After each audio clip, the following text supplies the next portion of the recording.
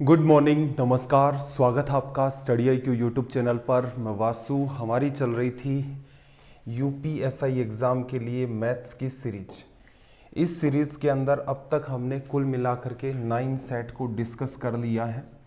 आज हम लोग डिस्कस करेंगे अपना सेट नंबर 10। कमेंट सेक्शन में आप मुझे कमेंट करके एक ज़रूरी बात ये बताएं आज वाले में, क्या हम लोग इसे मिक्स फॉर्म के अंदर ही चलने दें या फिर हम लोग क्या करें, चैप्टर वाइज ले लेते हैं, चैप्टर वाइज इसे डिस्कस करें। आज के कमेंट सेक्शन में आपको ये वाली बात आपको बतानी है। इनकी पीडीएफ के लिए आप ज्वाइन कर सकते हैं वासु स्टडी आई क्यू, अपना टेलीग्राम का चैनल है जहां पर क्लासेस के लिंक और पीडीएफ आपको दोनों चीज़ें मिल जाती हैं। इसके अलावा Vasu study I Q doubt group है जहां पर आप अपने एग्जाम रिलेटेड डाउट्स पूछ सकते हैं। तो चलिए फिर स्टार्ट करते हैं आज का अपना सेशन।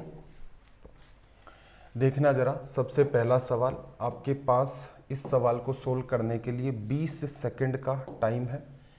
जल्दी से आप इसे अटेम्प्ट करके बताएं कि इसका रिजल्ट क्या होगा। सवाल इजी कैटेगरी का है। एक बार भी अगर आपने कर रखा है इस टाइप का सवाल तो आप इसे वर्बली डील कर सकते हैं।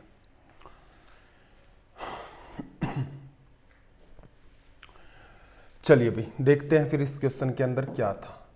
तो इसने क्या कहा कि 2, 3, 5, 6, 9, 8, 7 एक बड़ा सा नंबर है। 5 के स्थानीय मान प्लेस वैल्यू और इसके अंकित मान फेस वैल्यू में क्या अंतर है। देखो फेस वैल्यू तो सीधी सीधी सी हो गई, जैसे मैं एक नंबर लिखता हूं 3, 4, 5। तो इसकी जो फेस वैल्यू है, अगर मैं यहाँ पर इनकी फेस वैल्यूज़ की बात करूँ तो 5 की फेस वैल्यू मेरे पास 5 है, 4 की फेस वैल्यू मेरे पास 4 है और 3 की फेस वैल्यू मेरे पास 3 है। जो कि नाम आपको दे रखा है उसी हिसाब से जैसा नंबर आपको बोल रहा है वही उसकी क्या होती है, फेस वैल्यू। दूसरी बात यहाँ पर मेरे पास एक बात और है जो कि क्या है, इसकी प्लेस वैल्यू, कि जिस प्लेस के ऊपर, जिस स्थान के ऊपर ये है उसके हिसाब से इसका स्थानीय मान या फिर प्लेस वैल्यू क्या होगी। जैसे ये क्या है, यूनिट प्लेस पर है। अगर यहाँ पर मैं इनकी बात करूँ प्लेस वैल्यूज़ की, तो इकाई के स्थान के ऊपर है और यहाँ पर इसकी वैल्यू दहाई के स्थान पर और यहाँ पर ये आपका क्या है, सैकड़ा के स्थान पर। तो यूनिट प्लेस के ऊपर है तो एज इट इज़ 5 हो जाएगा। 10th प्लेस पर है तो असल में देखा जाए ये वैल्यू कितनी आपकी 40। 100 प्लेस के ऊपर है तो इसका मतलब इसकी वैल्यू कितनी हो जाएगी, 300। ये सिंपल सी अप्रोच है। या फिर जब आप नंबर को एकदम ब्रेक करके लिख देते हैं तो उसके अंदर आपको स्थानीय मान या फिर प्लेस वैल्यू दिखना स्टार्ट हो जाती हैं। जैसे आप नंबर को पूरा ब्रेक कर दो, 300 प्लस 40 प्लस 5, तो ये इनकी क्या हो गई है यहाँ पर, प्लेस वैल्यू या फिर स्थानीय मान।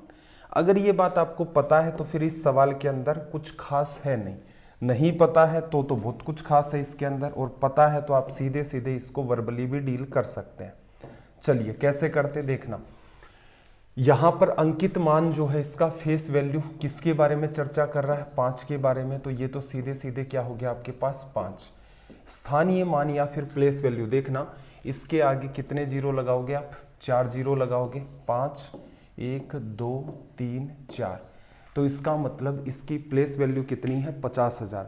क्योंकि आप नंबर जब ब्रेक करेंगे तो कैसे करेंगे, 7 प्लस आपका 80, फिर उसके बाद आपका कितना आएगा 900, उसके बाद आपके पास कितना आएगा 6000, उसके बाद आपके पास कितना आएगा 50,000, उसके बाद आगे लिखोगे तो आपके पास आएगा 3 लाख, और उसके बाद आप लिखोगे तो यहाँ पर आपके पास कितना आ जाएगा 20 लाख।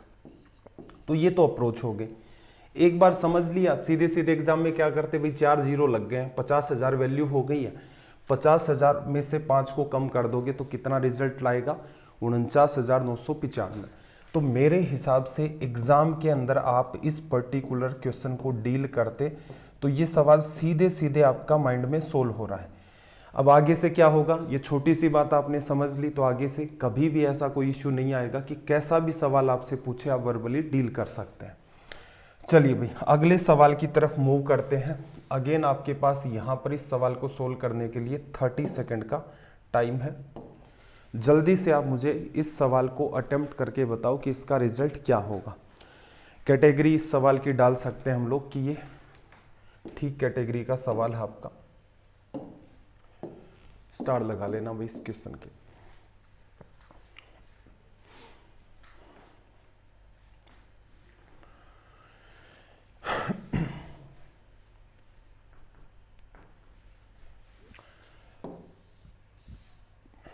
चलिए भाई देखते हैं क्या कहा इसने। आयत PQRS का क्षेत्रफल 36 वर्ग सेंटीमीटर है। बिंदु X और Y उन भुजाओं के मध्य बिंदु हैं जिन पर वे स्थित हैं। Z PQ का मिड पॉइंट है। Z जो है वो आपका क्या है, PQ का मिड पॉइंट है। आपसे पूछ रहा है ट्राइंगल XYZ का क्षेत्रफल क्या होगा। डील करने का बड़ा ही सिंपल सा तरीका होता है ऐसे क्वेश्चंस को, कि आप इसे ब्रेक करें। ब्रेक कैसे करें भाई, X और Y मिड पॉइंट है, दोनों को मिला दोगे दोनों को मिला दोगे तो ऊपर जितना एरिया है उतना का उतना एरिया क्या होगा आपका, नीचे की तरफ रह जाएगा। ये भी मिड पॉइंट है तो इसको भी आप मिला दो। अब आपने क्या किया है, इस रेक्टेंगल को 4 इक्वल पार्ट्स में डिवाइड कर दिया। हालांकि दिखने में ये आपको रेक्टेंगल जैसा नहीं लग रहा है, स्क्वायर जैसा लग रहा है। आप ऐसे सवालों में इसे स्क्वायर भी अज्यूम कर सकते हैं। देखो मिड पॉइंट को मिला दोगे, आधा एरिया ऊपर है आधा एरिया नीचे है। अगेन यहां से मिड पॉइंट को फिर मिला दोगे तो यहां क्या हुआ, रेक्टेंगल के 4 बराबर टुकड़े हो चुके हैं। अब इसने आपसे क्या कहा है कि टोटल का एरिया तो 36 है, तो इसका मतलब इस एरिया, इसका एरिया कितना होगा, 9, फिर 9, फिर 9 और फिर 9 लिखा जा सकता है। ट्राइंगल XYZ का एरिया हमसे यहां पर पूछ रहा है। ट्राइंगल XYZ को ऑब्जर्व करोगे तो देखना ये वाला। अब एक बात को समझो, ये एरिया कितना है भाई, 9, ये कितना है 9, और जैसे ही आप इसके अंदर फिर से इस पार्ट को मिलाते हो, जैसे ही आप इस पार्ट को मिलाते हो, अगर इस पार्ट का एरिया x है तो इस पार्ट का एरिया भी क्या हो जाएगा, x। डायगोनल क्या करता है, नया रेक्टेंगल आपका बना यहाँ पर, ये वाला आपका एक नया रेक्टेंगल बना है, इसका डायगोनल या विकर्ण इसे फिर से 2 बराबर हिस्सों में डिवाइड कर देता है। तो मैं ये कह सकता हूँ कि यहाँ पर मेरा 9/2 और 9/2, ये एरिया 9/2 हो गया। अगेन आप इस पार्ट को मिला दो तो ये पूरा का पूरा आपका 9 चल रहा था, तो ये कितना हो जाएगा, 9/2 लिखा जा सकता है। आपसे पूछा क्या, आपसे सिर्फ ये पूछा है XYZ का एरिया क्या होगा। XYZ 9/2 और 9/2 मिलकर के क्या बन गया आपका, 9। एक बार अगर आपने इस टाइप के सवाल कर लिए हैं तो मेरा एक अनुमान है कि आप सीधे सीधे इनको डील कर सकते हैं, किसी भी टाइप का कोई कंफ्यूजन यहाँ पर क्रिएट नहीं होता है। चलो भाई अगले क्वेश्चन की बात करते हैं। अगेन आपके पास यहाँ पर इसको डील करने के लिए 30 सेकंड का टाइम है, अटेम्प्ट करके देखें।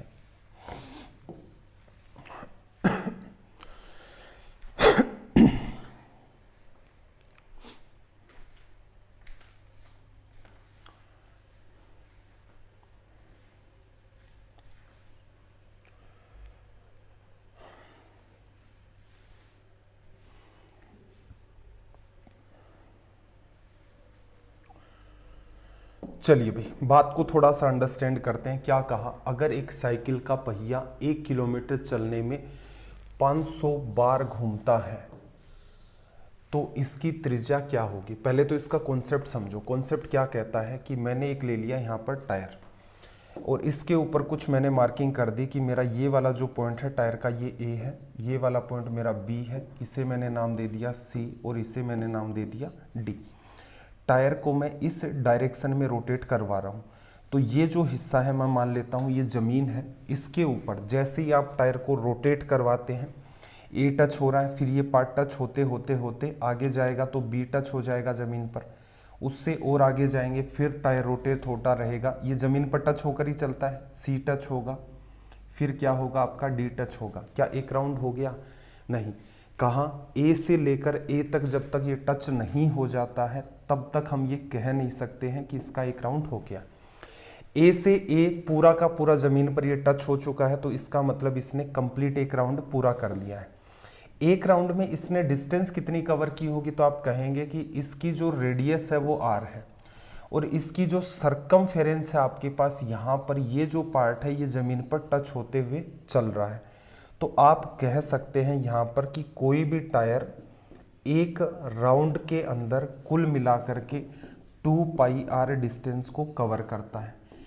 अगर मैं आपसे कहूँ कि टोटल कितनी डिस्टेंस चलेगा, तो टोटल डिस्टेंस फाइंड करने का सिंपल सा तरीका है क्या, टोटल डिस्टेंस का सिंपल सा तरीका कि एक राउंड के अंदर कितनी दूरी तय की और इनटू में क्या लिखोगे, टोटल कितने आपके राउंड्स थे। तो यहां से आप कह सकते हो कि एक राउंड में दूरी तय की जाती है 2πr, और अगर n राउंड ये रोटेट हुआ है तो n से इसको मल्टीप्लाई कर दो। जैसे हर राउंड में टायर आपका 2 मीटर दूरी तय करे तो 40 राउंड में कितनी दूरी तय होगी, तो आप कहेंगे 2 गुणा में 40, 80 मीटर। इतना सा लॉजिक था, इसको रिलेट करवाना है अपने सवाल के साथ। तो क्वेश्चन के अंदर हम लोग कैसे डील करेंगे देखना। ये बात आपने अच्छे से समझ ली, ये वाली बात आपने अच्छे से समझ ली। तो अब देखना, 1 किलोमीटर चलने में 500 बार घूमता है, तो मैं क्या लिख रहा हूं, एक राउंड के अंदर डिस्टेंस कितनी, 2πr। 2πr को भी ना लिख करके आप सीधे सीधे ये भी लिख सकते हैं यहां पर 2 इंटू में 22/7 इंटू में रेडियस। ये इसने एक राउंड में डिस्टेंस कवर की है। राउंड कितने हैं भैया आपके, टोटल मिला करके 500। दूरी कितनी तय हुई है टोटल मिला करके 1 किलोमीटर। अब वहां पर आंसर्स आपके किसके अंदर है, सेंटीमीटर में। अगर मैं सीधे इसको सोल्व भी कर लूं तो मेरी रेडियस किस में आएगी, यहाँ पर किलोमीटर में। तो मैं क्या करता हूं, 1 किलोमीटर के बजाय 1000 मीटर लिख देता हूं। अब जब मैं सोल्व करूंगा तो आर की वैल्यू किस में आएगी मेरी, निकल के मीटर में।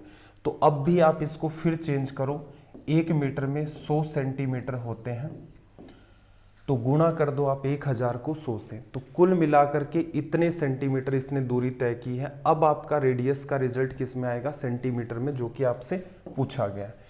कैंसिल आउट करते हैं, देखना जरा, 500 को 2 से मल्टीप्लाई करोगे 1000 बनेगा, कैंसिल आउट हो गया। 2 से कैंसिल आउट करोगे तो ये 11 बना आपके पास, और 2 से कैंसिल आउट करोगे तो ये हमारे पास 50 बना। आर की वैल्यू जब आप फाइंड करेंगे तो देखना 7 गुणा में 50, 350 आ गया। अपोन में इधर वाला आपका 11 नीचे की तरफ आ गया। 11 गुणा 3 33 होता है, 2 बच गया। एक बार ओ डिवीजन लगा, 11, 90 बचा आपके पास। 90 में 11 का डिवीजन कितनी बार चला गया, 8 बार, और रिजल्ट किस में निकल के आएगा, सेंटीमीटर में। तो ये आपका था रिजल्ट कंप्लीट, और इसका कॉन्सेप्ट मैंने आपको डिटेल में एक्सप्लेन कर दिया है। तो उम्मीद है आपको ये बात अच्छे तरीके से क्लियर हो गई होगी। चलो भाई अगले क्वेश्चन की तरफ मूव करते हैं। देखना, आपके पास इस सवाल को सोल्व करने के लिए सिर्फ और सिर्फ 20 सेकंड का ही टाइम है। रीजन, सवाल की लैंग्वेज भी आसान है और सवाल भी आपका आसान है।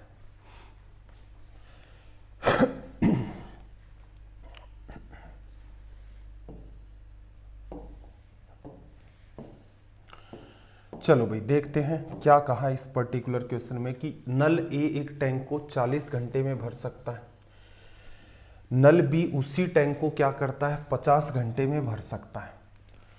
फिर टैंक को भरने के लिए दोनों नलों को एक साथ खोला जाता है। कितनी देर बाद नल ए को बंद किया जाए जिससे टैंक 25 घंटे में भर जाए। इस लैंग्वेज से एक तो आपको क्या निकालना पड़ेगा कि भाई हमारा जो टैंक है उसकी साइज कितनी है। ये फाइंड करने के लिए सिंपल सा तरीका क्या होता है, जो टाइम दे रखा उसका एलसीएम ले लो, टंकी का आकार आ गया। तो यहाँ से हम सोल्व करते तो क्या करते, ए इसे 40 घंटे के अंदर भरता है, बी की अगर बात करें तो बी इसे 50 घंटे में भरता है। दोनों का एलसीएम लोगे तो कितना आ जाएगा, 200। तो मैंने मान लिया मेरा जो टैंक है वो 200 लीटर का है।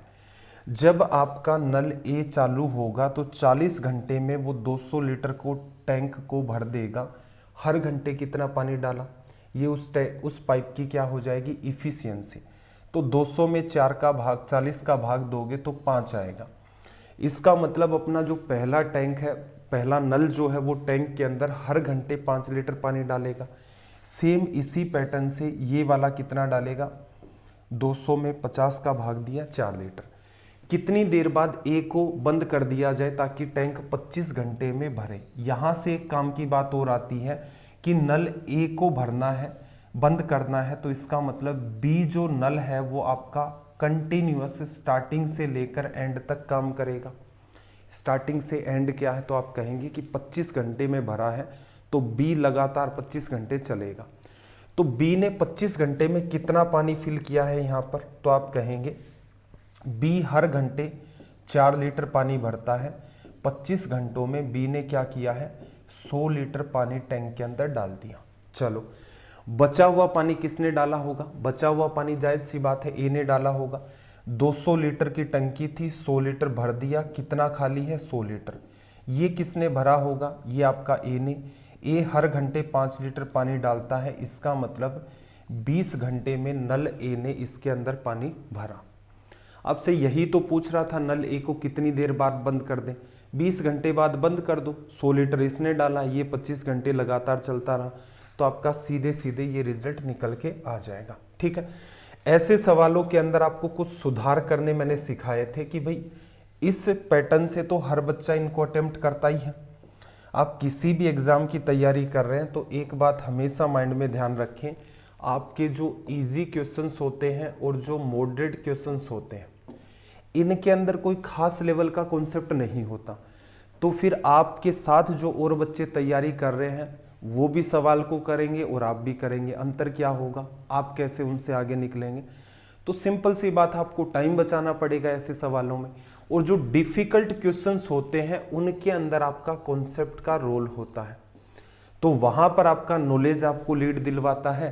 और इजी और मॉडरेट में आपके जो तरीके हैं इन सवालों को डील करने के, वो टाइम के अंदर आपको लीड दिलवाते हैं। क्या करते, 40 और 50 का एलसीएम ले लिया, कितना आया भाई 200। तो टंकी का आकार कितना है, 200 लीटर का। ए को कितनी देर बाद बंद करें, तो सीधे सीधे दिमाग लगा लो कि भाई बी ने कितना भर दिया है, तो आप कहोगे कि सर बी 25 घंटे तक लगातार चलता रहा, तो 25 घंटे में कितना पानी भरा बी ने। बी की इफिशियंसी 50 का 200 में डिवीजन किया 4 बार, तो इसका मतलब आप कह सकते हो 100 लीटर इसने पानी भर दिया। 200 लीटर की टंकी थी, 100 लीटर किसने भरा होगा, ए ने। ए को भी तो हमने स्टार्टिंग में ही ओपन कर दिया था, तो ए हर घंटे कितना पानी डाल रहा है, 200 में 40 का भाग दोगे तो इफिशियंसी कितनी आ जाएगी, 5। तो यहाँ से ए चला था आपका 20 घंटे। तो ये अप्रोच अगर आप फॉलो करते हैं तो हर सवाल में क्या होगा, 10 से 15 सेकंड की लीड ले जाएंगे। चलो भाई, इस सवाल के लिए आपके पास है 30 सेकंड का टाइम। ध्यान से इस सवाल की लैंग्वेज को रीड करना है। बेस वैल्यू कॉन्सेप्ट से मैंने ये एवरेज के सवाल थे जो आपको बेहतर तरीके से बताए थे, उसको आपको यहाँ पर अप्लाई भी करना है।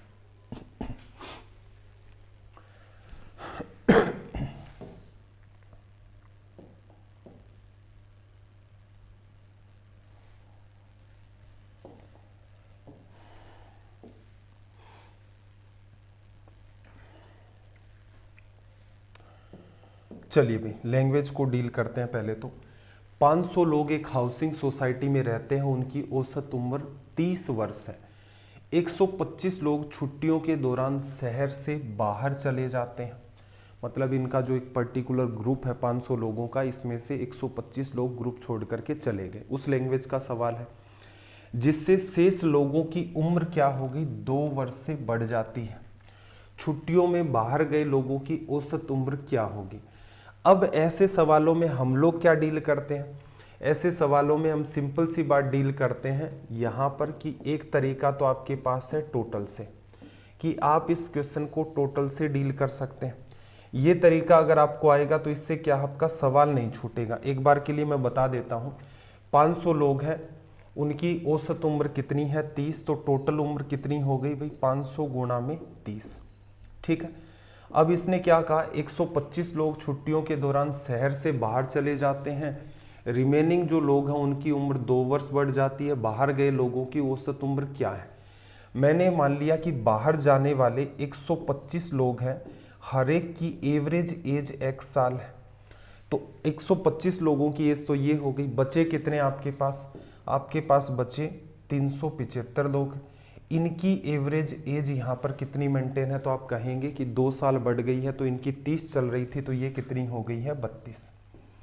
इसे आपको सोल्व करना है। सोल्व करने में थोड़ी सी समझदारी दिखाएं तो शायद कैलकुलेशन भी इजी है। कैसे, 25 का डिवीज़न करोगे 5 बार, 25 का डिवीज़न करोगे 20 बार, और फिर 25 का इसमें डिवीज़न करोगे तो 100 में 4 बार, 300 में 12, 75 में 3, तो ये कितनी बार चला गया आपका, 15 बार। ठीक है भाई, 5 से फिर कट रहा है तो यहाँ पर 5 से काटोगे इसको 4 बार, ये कैंसिल आउट, ये आपका कितना 3 बार। यहाँ जब सोल्व करोगे तो आपका x मेंटेन है, x की वैल्यू 4 गुणा 3 120 हो गई है। उस तरफ से 32 गुणा में 3 लिखोगे तो 96 आ जाएगा। इसे जब आप लेस करेंगे तो 24 क्या आ गई आपकी x की वैल्यू। तो एक तरीका तो आपका ये है कि ऐसे क्वेश्चंस को आप डील कैसे करें, इस तरीके से कर दें। उससे क्या फ़ायदा होगा, आपने एज इट इज़ क्वेश्चन की लैंग्वेज को फॉलो कर लिया है तो इसका मतलब कोई कन्फ्यूजन तो होगा नहीं, सवाल सोल्व हो जाएगा। तो ये तरीका हर बच्चे को आना ही चाहिए एवरेज के अंदर। दूसरा तरीका क्या है, बेस वैल्यू कॉन्सेप्ट से डील करें जिससे कि अपना यहाँ पर टाइम बचे। चलो बेस वैल्यू कॉन्सेप्ट से भी हम लोग इस सवाल को डील करते हैं। बेस वैल्यू कॉन्सेप्ट क्या कहता है देखना, सेकंड मेथड, और ये सबसे ज़्यादा इम्पोर्टेंट बेस वैल्यू कॉन्सेप्ट।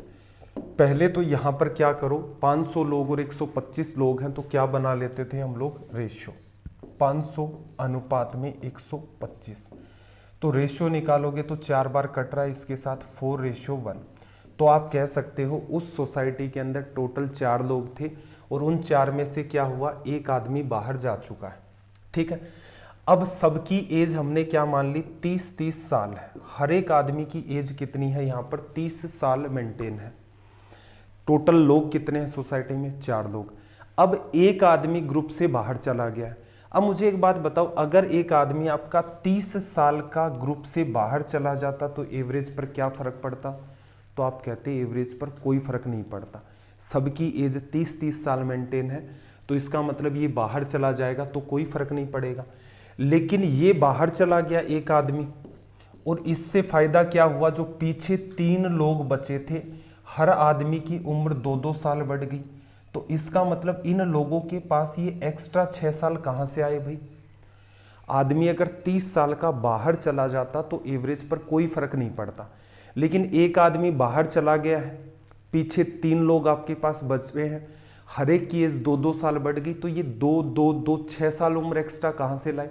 तो इसका मतलब ये हुआ कि हमारा जो आदमी गया है बाहर वो 30 साल का ना हो करके 30 साल में से 3 गुणा 2 6 साल ग्रुप में ही छोड़ गया। तो इस आदमी की एज कितनी है, 24 ईयर्स। ये आपका रिजल्ट हो गया। ठीक है भाई, क्या आप इस सवाल को माइंड में कर सकते हैं। देखो अगर आपने ठीक मेहनत कर रखी है बेस वैल्यू कॉन्सेप्ट पर तो बिल्कुल ये सवाल माइंड में हो सकता है। रीजन 125 और 500 का रेशियो 4:1। कुल ग्रुप में कितने लोग हैं, 4 लोग। एक ग्रुप छोड़कर जाएगा, सबकी एवरेज एज आपने मान रखी है 30। लेकिन ये 30 साल का अगर चला जाता तो इनका एवरेज कोई डिस्टर्ब नहीं होता, 30-30 मेंटेन होता। लेकिन इनमें से हर एक की एज 2-2 साल बढ़ गई। 3 लोगों की एज 2 साल बढ़ी है, इसका मतलब ये 6 साल खुद के इनको देकर गया है। तो इसकी एज कितनी है, 30 - 6 24 ईयर्स। तो अगर आप बेस वैल्यू कॉन्सेप्ट से इस सवाल को डील करेंगे तो आप इसे बड़ी ही आसानी से वर्बली भी डील कर सकते हैं। चलो भाई नेक्स्ट क्वेश्चन की तरफ मूव करते हैं। देखना जरा इस सवाल को आप क्या करो, आपके पास टाइम है, एक बार अटेम्प्ट करके आप देख लो। 30 सेकंड का आपके पास टाइम है। हालांकि थोड़ा सा चैलेंजिंग टाइप का सवाल है लेकिन देख लो ट्राई करके।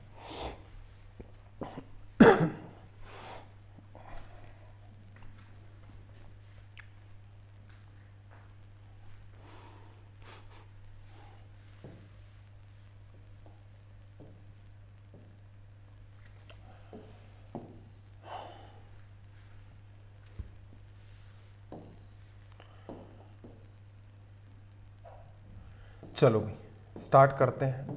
देखना जरा क्या कहा इस पर्टिकुलर क्वेश्चन में कि 4 लोगों सचिन, सौरव, युवराज और धोनी में एक काम करने के लिए सचिन सौरव से 3 गुना, सचिन क्या है, सौरव से 3 गुना ज़्यादा इफिशियंट है, अधिक समय लेता है, सॉरी टाइम ज़्यादा लेता है।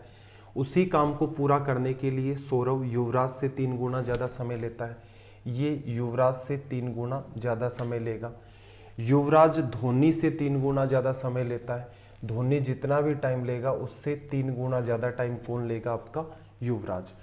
चारों लोगों में से 3 लोगों का समूह उस काम को 13 दिन में पूरा कर सकता है, जबकि 3 लोगों का दूसरा समूह उसी काम को 31 दिन में पूरा कर सकता है। वह कौन सा समूह है जो काम पूरा करने में 13 दिन लेता है। सवाल के लगा लेना भाई 2 स्टार, एक इम्पोर्टेंट सवाल है। अब हम डील कर लेते हैं पहले तो टाइम के साथ। तो हमारे पास एक तो सचिन है, एक उसके बाद हमारे पास क्या है, सौरभ है, उसके बाद हमारे पास युवराज है, और उसके बाद हमारे पास धोनी है। धोनी अगर 1 घंटा दिन ले रहे हैं ना, ये 1 दिन लेता है तो युवराज इसका 3 गुना 3 दिन ले लेगा, और युवराज अगर 3 लेता है तो सौरभ इसका भी 3 गुना, इसका मतलब 9 दिन ले लेगा। और फिर देखना जरा, इसने क्या कहा था कि काम पूरा करने के लिए सचिन सौरभ से 3 गुना, सौरभ का 3 गुना करोगे तो ये कितना हो जाएगा, 27 लिखा जा सकता है। इफिशियंसी की बात कर लें, यहाँ से टोटल वर्क फाइंड करना पड़ेगा पहले। तो 27 आपने ले लिया सबका एलसीएम। इसकी इफिशियंसी कितनी भाई, 1। इसकी इफिशियंसी कितनी, डिवीजन कर दो 3। इसकी इफिशियंसी कितनी, 9, और इसकी इफिशियंसी कितनी, 27 लिखा जा सकता है। अब इसने आपको क्या कहा कि जब 4 लोगों में से 3 लोगों का समूह उस काम को 13 दिन में पूरा करता है, तो एक बात बताओ, टोटल वर्क जब आप लिखते हैं तो क्या लिखते हैं, इफिशियंसी इनटू में टाइम लिखते हैं। तो पहले केस में अगर मैं बात करूं तो मेरा काम हो रहा है कितने दिन में, कुल मिलाकर के 13 दिन के अंदर, ठीक है। जबकि 3 लोगों का दूसरा समूह उसी काम को 31 दिन में करता है।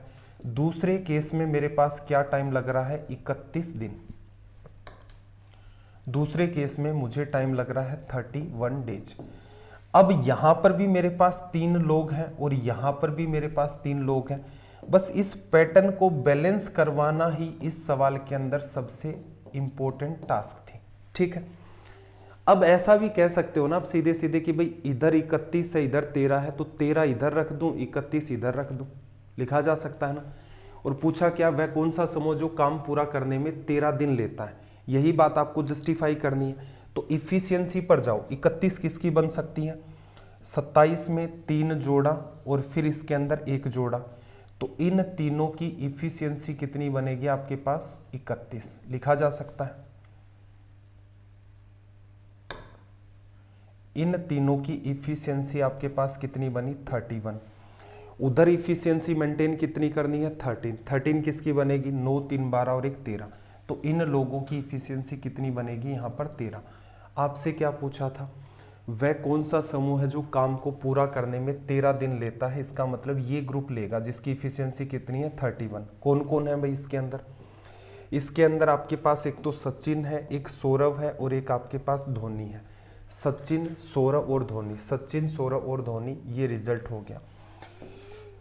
इस क्वेश्चन के स्टार मार्क कर देना, 2 स्टार लगा लेने हैं। इसको एटलीस्ट आपको 2 बार और ट्राई करना है। एक तो आज के सेशन के बाद ही आप ट्राई कर देना, एक आपको पीडीएफ मिल जाएगी, तो 7 से 8 दिन के बाद इसे आप और अटेम्प्ट कर लेना। रीज़न क्या, पूछा हुआ ही सवाल है। सवाल में वैसे कुछ खास बात नहीं है, ये नॉर्मल सा ही पैटर्न है। टाइम है, टाइम का एलसीएम लेते हो, टोटल वर्क आएगा, उसमें डिवीजन करते हो, इफिशियंसी आएगी। लेकिन यहाँ पर जो मामला आप बैलेंस कर रहे हैं, ये मामला इस सवाल को काफ़ी ज़्यादा इम्पोर्टेंट बनाता है, क्योंकि अगर आप बाई ऑप्शन भी लेंगे तो मामला चैलेंजिंग होगा। तो नंबर्स का सहारा लेकर के इसको डील करना पड़ता है, तो इसे आप स्टार मार्क करेंगे। चलिए भाई अगले सवाल की बात करें। देखना जरा, और इसमें थोड़ा सा सुधार क्या कर लो, PQR ST, और यहाँ जो पार्ट है भाई इसको क्या कर लो आप, U कर लो। ST U है यहाँ पर, STR की जगह क्या करना है यहाँ पर, U कर देना आपको, STU, PQR STU। ट्राई करके देखो भाई, 30 सेकंड का आपके पास टाइम है, डील करना जरा क्या रिजल्ट होगा इसका।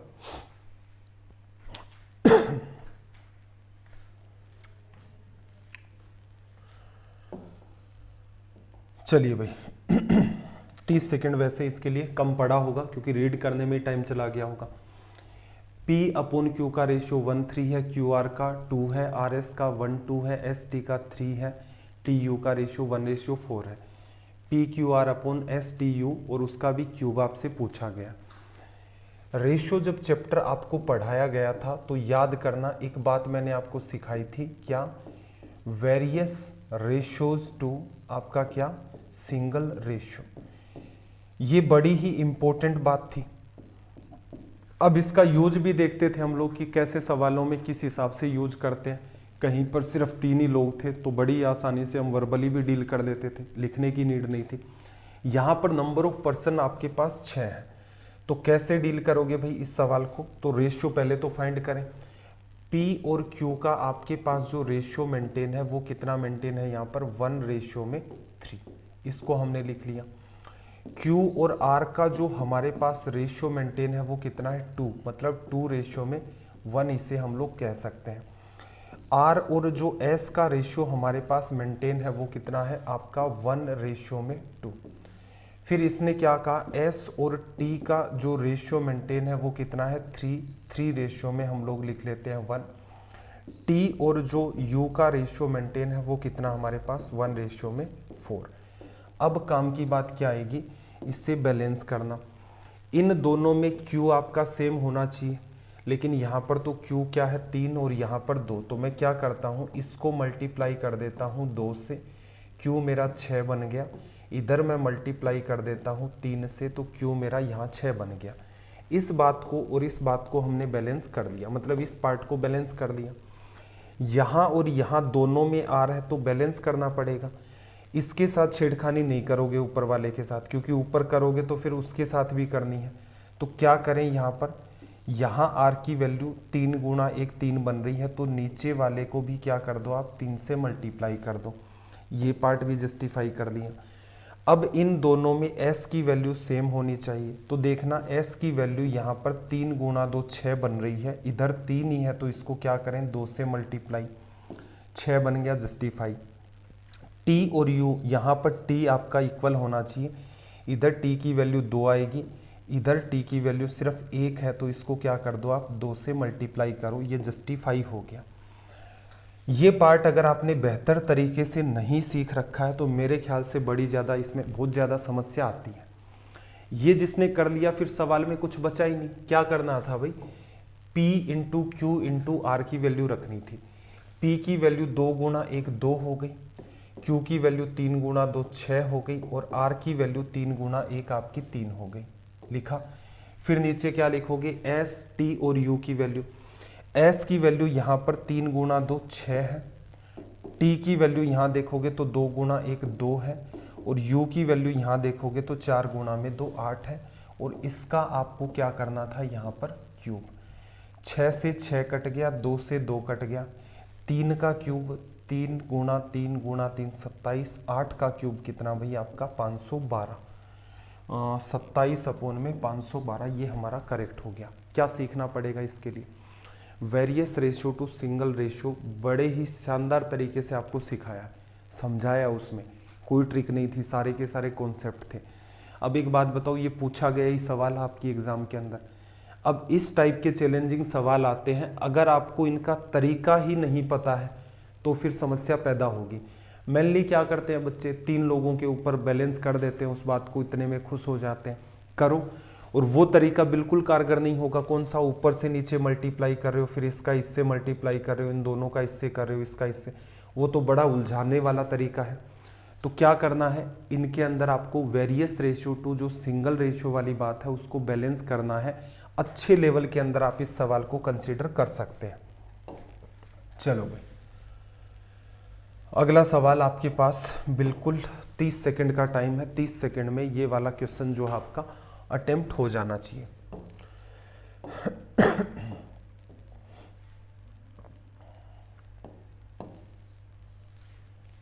करो अटेम्प्ट।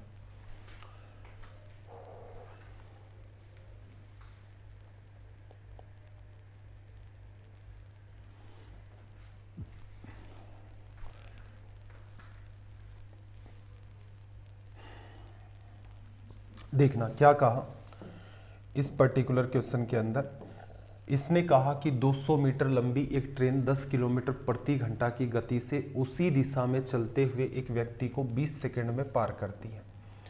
आपकी जो ट्रेन है ये भी इधर ही जा रही है, और जो आपके पास आदमी है ये भी क्या कर रहा है, इसी डायरेक्शन में मूव कर रहा है। तो जो आपकी स्पीड रिलेटिव होती है वो क्या लिखोगे, ट्रेन की स्पीड में से आदमी की स्पीड को लेस कर दोगे, यही निकल के आएगा।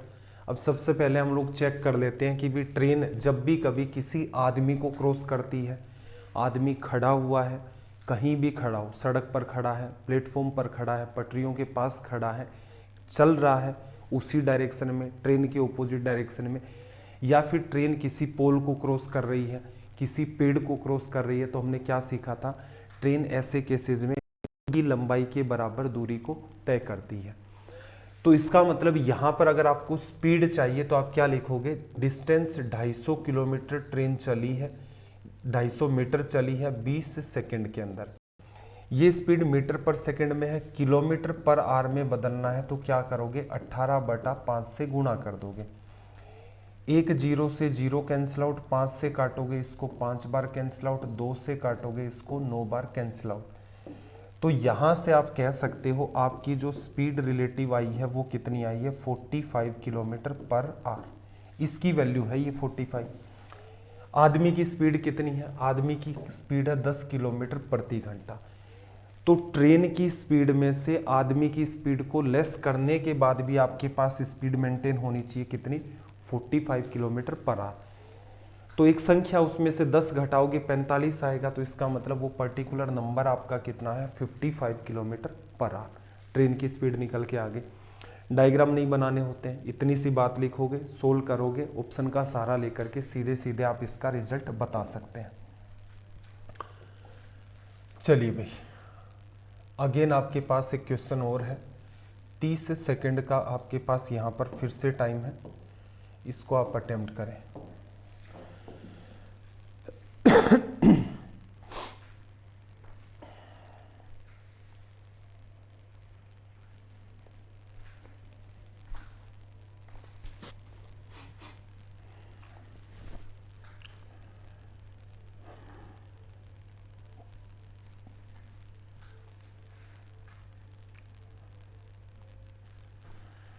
चलिए भाई देखते हैं इस क्वेश्चन को क्या कहा। ध्यान से लैंग्वेज को रीड करना। बेला ने $1450 मूल्य की एक पेंटिंग 10% लाभ पर टेडी को बेची। टेडी ने 10% नुकसान पर उसे बेनी को बेच दिया। अगर बेनी उसे उस मूल्य पर वह पेंटिंग बेला से खरीदता जिस मूल्य पर वह टेडी से खरीदी, तो बेला का लाभ या हानि प्रतिशत कितना होगा। देखो सारा खेल किस पर डिपेंड है आपका, सारा खेल डिपेंड है बेला पर। आपसे पूछ रहा है कि भी बेला को कितना लाभ या हानि होता, तो आप सीधे सीधे कहते कि भाई बेला के लिए कॉस्ट प्राइस निकाल लो आर्टिकल की और बेला के लिए सेलिंग प्राइस निकाल लो, इतने में आपका काम हो जाएगा। अब बेला के लिए कॉस्ट प्राइस है वो कितनी है, $1450। चलो $1450 कॉस्ट प्राइस हो गई। अब फिर से गौर से देखना, बेला ने 1450 मूल्य की पेंटिंग 10% लाभ पर टेडी को बेच दी। टेडी ने 10% नुकसान पर उसे बेनी को बेच दिया। अब बेनी ने क्या खरीदा होगा, कितने में खरीदा होगा, 1450 का 110% निकालोगे, टेडी की सीपी आ जाएगी। टेडी की जो सीपी है उसका 90% निकालोगे तो वो बेनी के लिए क्या निकल के आ जाएगी, कॉस्ट प्राइस। अब क्या कह रहा है कि बेनी उसी रेट पर पेंटिंग बेला से खरीदता जिस पर वह टेडी से खरीदता है। तो किस रेट पर खरीदी, तो पहले क्या करें, इसको बेचें सक्सेसिव में। 1450 रुपए की पेंटिंग थी, इसे क्या किया बेला ने 10% लाभ पर, 10% मतलब 110 हो जाएगा, 11/10 गुणा कर दोगे, इस मूल्य पर किसको बेच दिया, टेडी को। टेडी ने 10% नुकसान पर, ये जितनी भी वैल्यू है इसके 90% मतलब 9/10 पर किसको बेच दिया, इसने बेनी को। अब क्या कह रहा है, बेनी ने इतने में खरीदा। ये अगर सीधे सीधे बेला से इतने में खरीद लेता तो मैं क्या कहना चाह रहा था आपसे, बेला की ये कॉस्ट प्राइस है और बेनी अगर इसे सीधे इसी रेट के अंदर खरीद लेता तो कितना प्रॉफिट या लॉस परसेंट होता। सोल्व करते तो सीधा सीधा तरीका दिख रहा था, इसकी कोई नीड थी नहीं। तो भविष्य में जब भी कभी ऐसा सवाल आएगा, रेशियो से आपको डील करना है। सीधे सीधे क्या लिखोगे, ये वाली बात कट जाएगी तो सीपी आप चाहें तो ₹1 मान लें। अब इसे सोल्व करोगे तो 10 गुणा 10 इधर मल्टीप्लाई कर दोगे, ये आपके पास 100 मेंटेन हो गया, ये आपके पास 99 हो गया। कि बेला के लिए अगर वो कॉस्ट प्राइस ₹100 है तो वो अगर डायरेक्ट बेचती किसको, बेनी को, तो कुल मिलाकर के उसे 99 रुपये सेलिंग प्राइस मिलती, 1 का लॉस होता, 100 पर कंसीडर कर रहे हैं तो हमारा रिजल्ट यहाँ पर क्या आ जाएगा, 1% का लॉस। ठीक है, एग्ज़ाम में क्या करना है, एग्ज़ाम में ये वाली जो चित्रकारी आपकी चल रही है यहाँ पर इसको करने की नीड नहीं थी।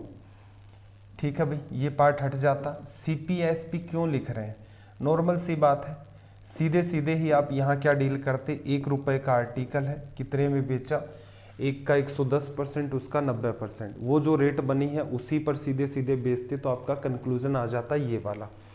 नीचे वाला पार्ट भी लिखने की नीड नहीं थी। ऐसे सवालों में छोटे छोटे पार्ट हैं, इन पर आपको वर्क करना पड़ेगा क्योंकि टाइम यही बचा के देते हैं। 1 से 99/100, 100 से गुणा करोगे, 100 की चीज़ 99 में चली गई, तो सीधे सीधे आप कह सकते हो 1% का लॉस हो गया। चलिए भाई अगला सवाल अटेम्प्ट करना जरा, आपके पास इसके लिए भी टाइम है 30 सेकंड का।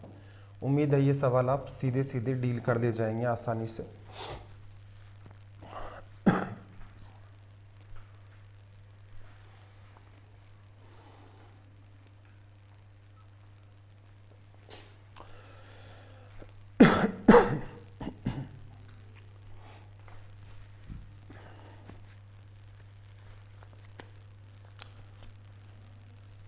देखना भाई, इस पर्टिकुलर क्वेश्चन में आपसे इसने क्या कहा, 500 रुपए को 500 को 2 भागों में इस प्रकार विभाजित किया जाए। 2 पार्ट में ऐसे डिवाइड करना है कि एक भाग का 1/3 दूसरे से 72 कम है, तो दोनों संख्याओं को ज्ञात करना है।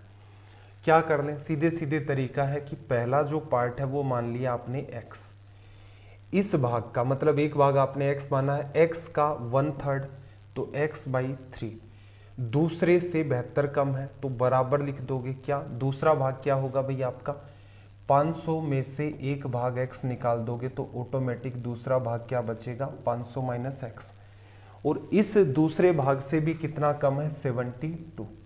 ये सीधे सीधे आप लिख लेते तो आपका काम हो जाता। देखो ऐसे सवालों के अंदर कुछ बच्चों के सामने लैंग्वेज को लेकर इश्यू आते हैं, अगर आपके भी आ रहे हैं तो ऐसे कम से कम आपको 15-20 सवाल करने होंगे। लैंग्वेज कोई भी नई नहीं है, सीधे सीधे चलना होता है। एक भाग x माना, उसका 1/3 बराबर किसके है, दूसरा भाग 500 माइनस x हो गया, उससे कितना कम करना है, 72। अब आप इसे क्या कर दो, सोल्व। अब मैं क्या कर रहा हूँ, 3 से गुणा कर रहा हूँ, ये माइनस का 3x बनेगा, इधर ले आता हूँ तो मेरे पास इधर की वैल्यू कितनी बन गई, 4x बराबर, इसको इससे गुणा करोगे तो आपके पास कितना मेंटेन हो जाएगा, 3 गुणा 1500, 500 तो कितना आ जाएगा 1500, और माइनस करोगे यहाँ पर 3 से गुणा करके 6, 700, 216। x की जो वैल्यू है 1500 में से 216 लेस करोगे तो यहाँ पर 4, 8 और 2 लेस कर दोगे तो ये आपका 3 हो जाएगा, तो 1284। 4 का कर देते हैं डिवीज़न, डिवीज़न करोगे तो 3 बार कैंसिल आउट, 2 बार कैंसिल आउट, 1 बार कैंसिल आउट, तो इसका मतलब एक आपकी जो वैल्यू है यहाँ पर वो 321 है, एक 321 है। दूसरी वैल्यू क्या होगी, 500 में से 321 को लेस कर दोगे तो आपके पास बचेगा 9, आपके पास बचेगा 7 और आपके पास बचेगा 1, तो दूसरी वैल्यू आपकी निकल के आ जाएगी ये वाली 321 और 179 आपका हो गया रिजल्ट। कुछ खास था, सिर्फ लैंग्वेज को फोकस करना है, उस लैंग्वेज के बेसिस पर चलते जाए, आपका रिजल्ट बड़ी ही आसानी से निकल के आ जाएगा। चलिए भाई अगले क्वेश्चन की तरफ मूव करते हैं, देखना जरा। इस सवाल को भी आप क्या करना, स्टार मार्क कर देना, एक इंपॉर्टेंट आपका सवाल है। और काम की बात क्या है, यहाँ पर ये जो पार्ट है इसके डिवीज़न लगा लेना, ठीक है, डिवीज़न इसके अंदर नहीं लगा हुआ है, डिवीज़न लगा लेना, डिवीज़न लगाओगे तो इसका ये सवाल सही हो जाएगा, सीधे मल्टीप्लाई करोगे तो रिजल्ट नहीं आएगा। सॉरी,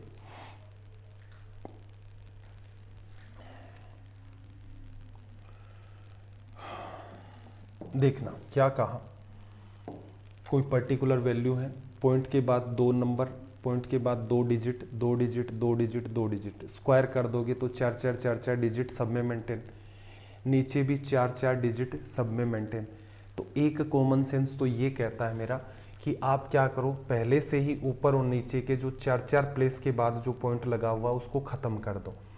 तो ऊपर वैल्यू कितनी बनेगी आपके पास, 6 का स्क्वायर 36। ये जो काम कर रहे हैं हम लोग यहाँ पर, ये बड़ा ही इम्पोर्टेंट है। अदरवाइज आप क्या लिखते, 0.0036, फिर 0.0144। यहाँ क्या कर रहे हैं हम, सीधे सीधे 36, ये आपका 144, 18 का स्क्वायर 324, 24 का स्क्वायर आपका हो जाएगा 576, और 30 का स्क्वायर आपका यहाँ पर मेंटेन हो जाएगा 900, लिखा जा सकता है। अपोन में आप यहाँ लिखोगे तो ये 2 का स्क्वायर आपके पास 4, और प्लस 4 का स्क्वायर आपके पास 16। ठीक है, जो मैं बात आपको कह रहा हूँ एक बार के लिए आप पॉइंट्स के साथ भी इसको प्ले करके देखें तो आपको एक आइडिया लग जाएगा कि किस चीज़ को हम सीधे सीधे यहाँ पर रिमूव कर सकते थे। अब आगे की बात को सुनो। एडिशन करोगे तो नीचे 20 का है और ऊपर के नंबर्स को आपको ऐड करना होगा, तो पेशेंस के साथ एक एक नंबर को ऐड कर दो। 6 4 10 4 14 6 20, 20 की वजह से आपका 0, कैरी 2, 3 और 2 5, 4 9, 9 11, 9 2 11, 7 18, उधर 0 है तो 18, कैरी 1, इधर कुछ नहीं बचा। इधर देखोगे 1 और 1 2, 2 और 3 5, 5 5 10 और 9 आपका 19, कितना आ गया भाई 1980। नीचे कितना है 20, ये इससे कैंसिल आउट हो गया। रिजल्ट कितना आ गया 9 बार, और 9 बार ये आपका आंसर हो गया। ठीक है, ये आपका यहाँ से करेक्ट रिजल्ट आ गया।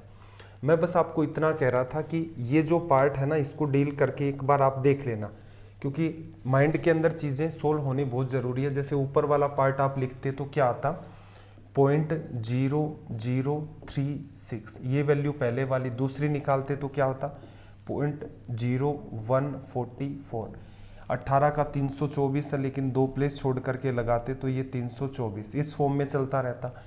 नीचे वाले देखते तो नीचे वाला क्या बनता, 2 का स्क्वायर तो 4, लेकिन 4 प्लेस छोड़ करके पॉइंट लगा है तो नीचे वाली वैल्यू 0.004, और ऐसे ही ये वैल्यू 0.0016, दोनों को ऐड करोगे तो 0.00 आपका 0.0020 निकल के यहाँ पर आ जाएगा। तो वो जो 4 पॉइंट हर नंबर के अंदर ऊपर चल रहे थे और 4 ही पॉइंट हर नंबर के अंदर नीचे चल रहे थे, वो पार्ट मैंने सीधे कैंसिल आउट कर दिया। तो उससे फ़ायदा ये हुआ कि कन्फ्यूजन जो थे वो सारे के सारे आपके यहीं पर ख़त्म हो गए। चलिए भाई, अगला सवाल आपके पास 30 सेकंड का आपके पास टाइम है, और उम्मीद है आप इसे बिल्कुल अच्छे तरीके से अटेम्प्ट कर ले जाएंगे।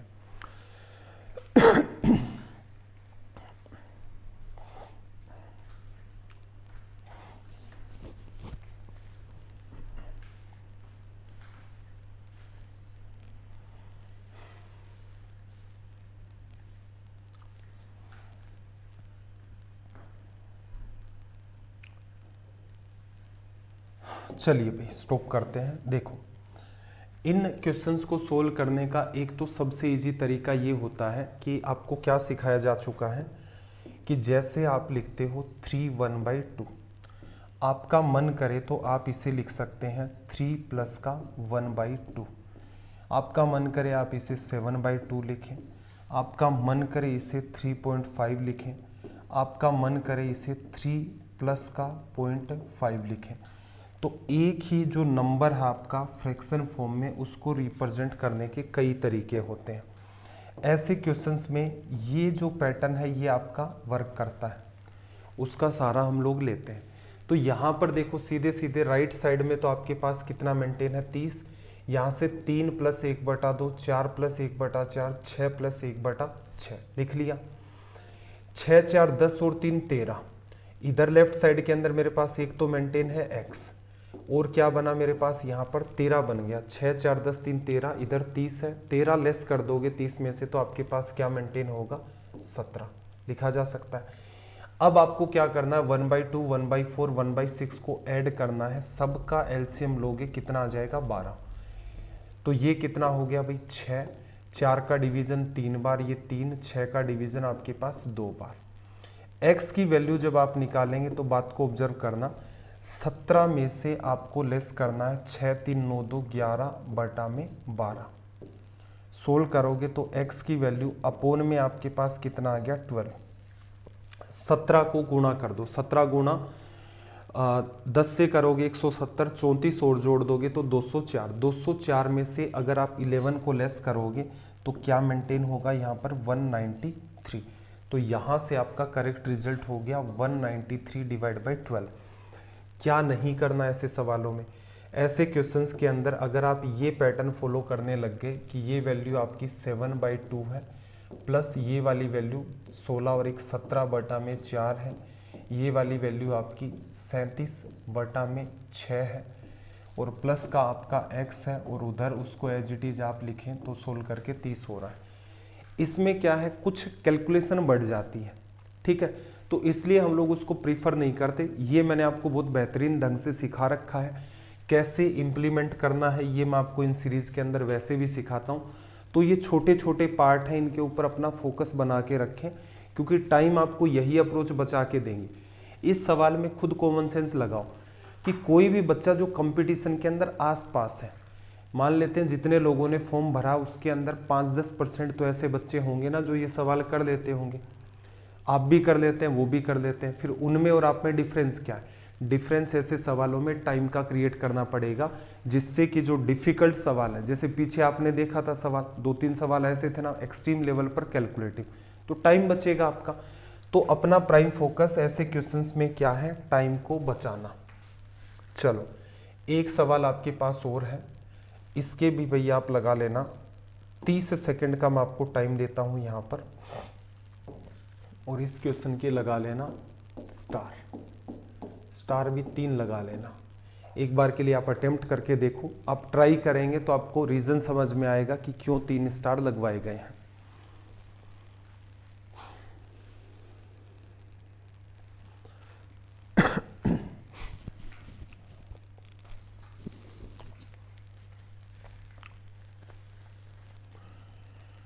चलो भाई देखना क्या कहा इस पर्टिकुलर क्वेश्चन के अंदर कि find the value of 0.579 into 2.43।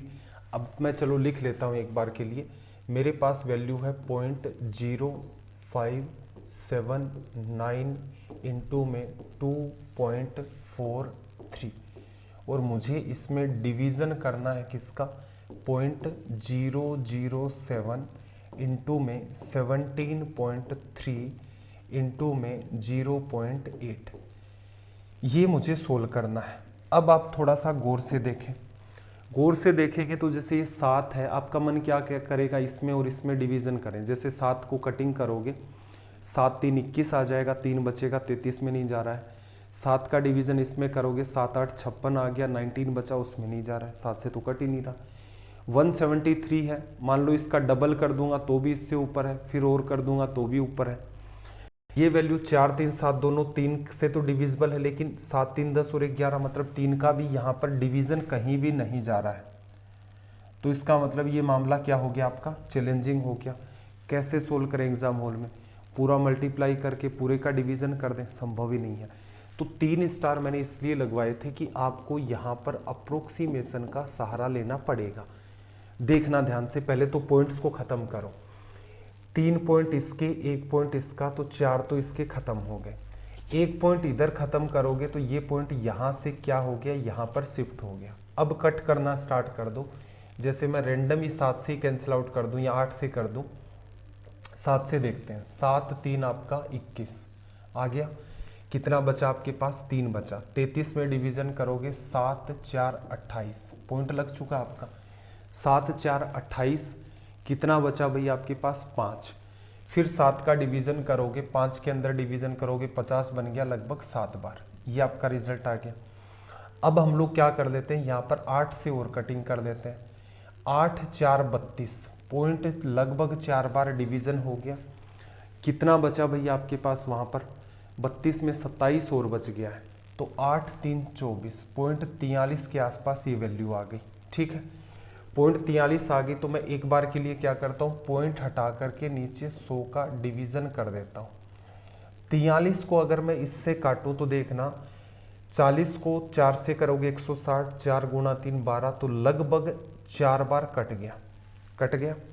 नीचे क्या है, 4 गुणा में 100। आपके पास जो नंबर बचा है मैं एक बार के लिए लिख देता हूँ, थोड़ा इजी रहे समझने के लिए। अपोन में 4 इंटू 100 है। क्या कर दें, 4 का डिवीज़न कर दें। डिवीज़न करोगे तो 4 का डिवीज़न एक बार चला गया, एक बचा, 4 4 आपके पास 16 आ गया, फिर एक बचा, 19 के अंदर डिवीज़न करोगे तो 4 4 आपके पास 16 आ गया है, 3 बचा तो ये लगभग इतना आ गया। ठीक है, 100 का डिवीज़न करने पर 100 का डिवीज़न करने पर रिजल्ट कितना आ जाएगा अपना 14.47। कुछ गड़बड़ की है भाई हमने एक पॉइंट की, 4 ये हटा लिए थे, 3 और 1 4 इसका हट गया था, ये शिफ्ट हो गया था। 7 से जब हमने इसको काटा तो 3 पॉइंट समथिंग आया। ठीक है, 8 का जब हमने इसके अंदर डिवीज़न किया तो 0.43 के आसपास वो वैल्यू आपकी मेंटेन हुई। ठीक है भाई, 100 का डिवीज़न करेंगे, एक मिनट देखो नीचे की तरफ ही गड़बड़ कर रखी है। 100 का जब आप डिवीज़न 4 का डिवीज़न करोगे 144.7 आएगा, इसमें भी 100 का डिवीज़न करोगे पॉइंट आपका यहाँ खिसक जाएगा, ये हट गया। रिजल्ट कितना आएगा 1.44। किस में बन रहा है, इस वाले पार्ट में। ठीक है, मैं आपको सिर्फ यहाँ एक बात यही समझाना चाह रहा हूँ कि ये सवाल आपका क्या है, अप्रोक्सीमेशन का। एग्जैक्ट वैल्यू से नहीं कर सकते। ठीक है, क्या जो हमने मेथड फॉलो किया वही फॉलो होगा, नहीं भाई, वो मेथड फॉलो नहीं होगा। आपका मन करे कटिंग शुरुआत में आप 8 से कर दो, 8 3 आप यहाँ पर करोगे तो 24 से चला जाएगा, 3 पॉइंट इसमें नहीं जा रहा है, 0 30 में लगभग 4 बार चला गया। फिर 7 से कटिंग कर दो तो कितना आ जाएगा 0.4 28, फिर 7 3 21 43 आ गया, इससे काट दो लगभग 4 बार हो गया। तो अप्रोक्सीमेशन में क्या करना है आपको, इनिशियल लेवल पर पॉइंट्स भी थोड़े से बैलेंस करके चलाने होते हैं। उसके बाद आप क्या करो, रफ वैल्यू लेना स्टार्ट कर दो, आपका कंक्लूजन आ जाएगा।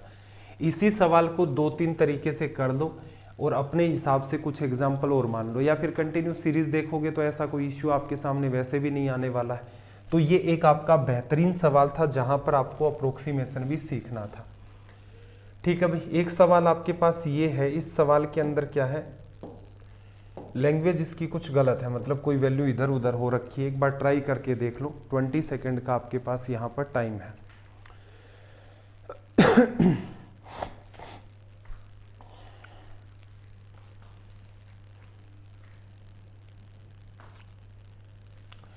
चलो देखना इसके अंदर क्या इश्यू है, थोड़ा सा उसको समझे। 2.56 256 किसका होता है भाई, 14 का होता है, या 15 या 16 का होता है ना 256, तो 1.6 आ गया। इनटू में आप करोगे, ये वाली वैल्यू है, इसका आइडिया नहीं लग रहा है, चलो छोड़ो इसको।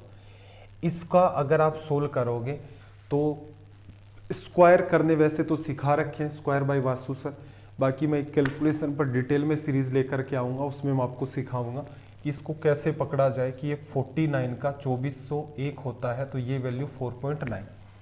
ठीक है, लगभग कॉमन सेंस भी लगा सकते हो, उस पॉइंट को हटा देते आप यहाँ से, तो आप क्या कहते कि ये लगभग कितना होता, जैसे हम अप्रोक्सीमेशन से ही करते तो 1.6 ये लिख लेते। लगभग आपका 24 है, 24 का निकालोगे तो वैल्यू 5 से कम आएगी। कितनी कम आएगी, थोड़ी सी कम आएगी, जैसे एग्जैक्ट निकालते 4.9। इसको भी हटा दो 2, 24 का अंडर रूट करोगे तो लगभग कितना आ जाएगा, 24.61 है, लगभग आपका 5 आ जाएगा। 5 को 5 से किया आपने 25, 25 को जब आप यहाँ पर गुणा करेंगे किसके साथ, 1.6 के साथ, तो कितना आ जाएगा, 25 गुणा 6 आपका 150 पॉइंट लग गया।